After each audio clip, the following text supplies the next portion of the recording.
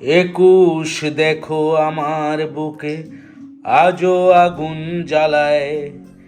একুশ এতদিনের পরেও তোমায় আমায় ভাবায়। একুশ আমার শিরায় শিরায়, একুশ চোখের জলে। দুই বাংলার জোয়ার ভাটা একুশ কথা বলে।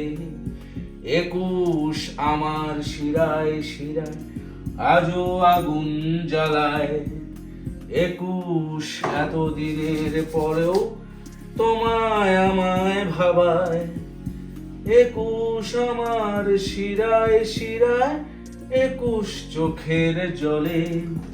দুই বাংলার জোয়ার ভাটা একুশ কথা বলে। বাবা, ওকে তুমি এটা কি এর গান গাইছো 21শে ফেব্রুয়ারির? হ্যাঁ বাবা, এটা 21শে ফেব্রুয়ারির গানই গাইছি। 21শে ফেব্রুয়ারিটা মাতৃভাষা দিবস না?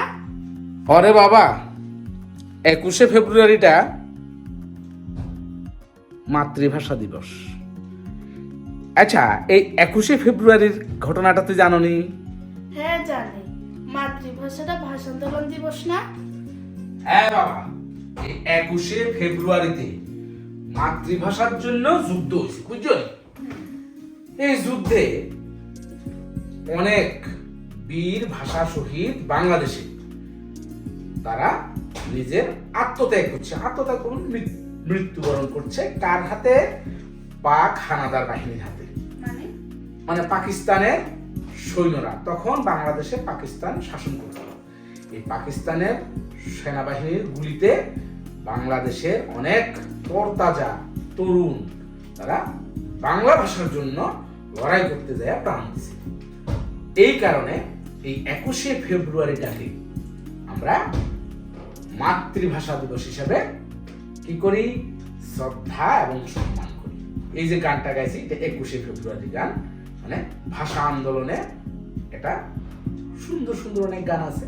এই গানগুলি এবং এই গানগুলি শুধু সুন্দর না, এগুলির মধ্যে অনেক ব্যথা বেদনা কষ্ট লুকাইছে, বুঝছো?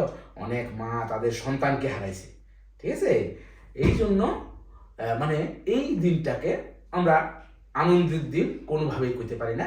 এটা হলো সম্মান এবং শ্রদ্ধার দিন। কাদের? যারা বীর ভাষা শহীদ, তাদের সম্মান এবং শ্রদ্ধা করবো আমরা ওই দিন, বুঝছো? তো আসছে 21শে ফেব্রুয়ারি আর সামনে আইতেছে, তখন আমরা সবাই সম্মান করব এবং আমাদের মাতৃভাষাটাকে সবাই সবার আগে স্থান দেব, ঠিক আছে? আমরা যে ভাষায় কথা বলি সেই ভাষাটাই আমরা সবচাইতে বেশি ভালোবাসি। বাবা, আমি তোমার একটা প্রশ্ন করি। অবশ্যই করবা। তোমার জানবার ইচ্ছা থাকলে বাবা তুমি আমাকে প্রশ্ন করবা না? হ্যাঁ, তুমি একটা কেন, তুমি 100টা প্রশ্ন করতে পারো। আচ্ছা বাবা, তাহলে আমি তোমার প্রশ্নটা করি। হ্যাঁ করো, আমি প্রস্তুত তোমার প্রশ্নের উত্তর দিতে। ঠিক আছে, আমি কইতে আসি। হ্যাঁ। মাতৃভাষা তো আছে, হ্যাঁ, কিন্তু পিতৃভাষাটা কি লেখা থাকে না? দেখি বাবা, এই যে প্রশ্নটা তুই করছো আমারে, এটা কঠিন প্রশ্ন করছো বাবা। কঠিন না, মানে একবারে অনেক গভীর প্রশ্ন করছো। এই প্রশ্নটা আমার কানে ঢুকে নাই বাবা, এই প্রশ্নটা সোজা আমার এখানে ঢুকছে, এখানে। বুঝাত, তোর প্রশ্ন হইল মাতৃভাষা আছে কিন্তু পিতৃভাষা কেন নাই? আসল কথা হইলো কি জানোস বাবা, মায়েরা, এই যে তোর মা সারা দিন কত রকমের কথা কয়,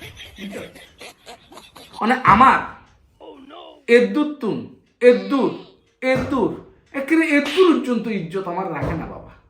তো সারাদিন তো হেরাই কথা কয়, বুঝছস না? সারাদিন মায়েরাই কথা কয়, তো যার কারণে মাতৃভাষাটা আছে। আর তোর মায় আজ পর্যন্ত আমারে কোনো কথা কইতে দিছে যে একদম হ্যাঁ একদম হ্যাঁ এই কথাই কই, মানে কোনো কথাই কইতে দেয় না আমাদের। তাহলে পিতৃভাষা কেমনে থাকবো ক বাবা? হ্যাঁ, এই কারণে পিতৃভাষা নাই, বুঝছো? এই দুঃখ বাবা। এই, তুই মায়ের আর বিরুদ্ধে কি বুঝো? হ্যাঁ, কি বুঝো তুই এতক্ষণ মায়ারে? ও মা কি কইলাম? এতক্ষণ মায়ের মাতৃভাষা পিতৃভাষা বুঝাইতে যায়, সব তো আমার বিরুদ্ধে করে গেলেন। হ্যাঁ, সব আমার বিরুদ্ধে মায়ের বুঝন না। তুই হইলে এই পৃথিবীর সবচেয়ে খতরনাক লোক। আরে কি বিপদের কথা না। আরে আই কি কইলাম? আই তো মায়ের মাতৃভাষা পিতৃভাষা সম্পর্কে বুঝাইতাম না গেলাম। এই বিষয়ে আর কোনোদিন যদি মায়ের তুমি উল্টা পাল্টা বুঝো, তো আর একদিন আর একদিন তুই দেখি লইয়া।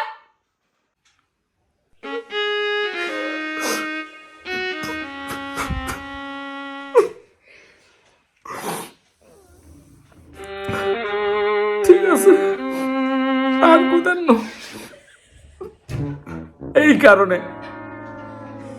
এই কারণেই পিতৃভাষা নাই তো নাই, আর জীবনে ওইবারও আশা নাই।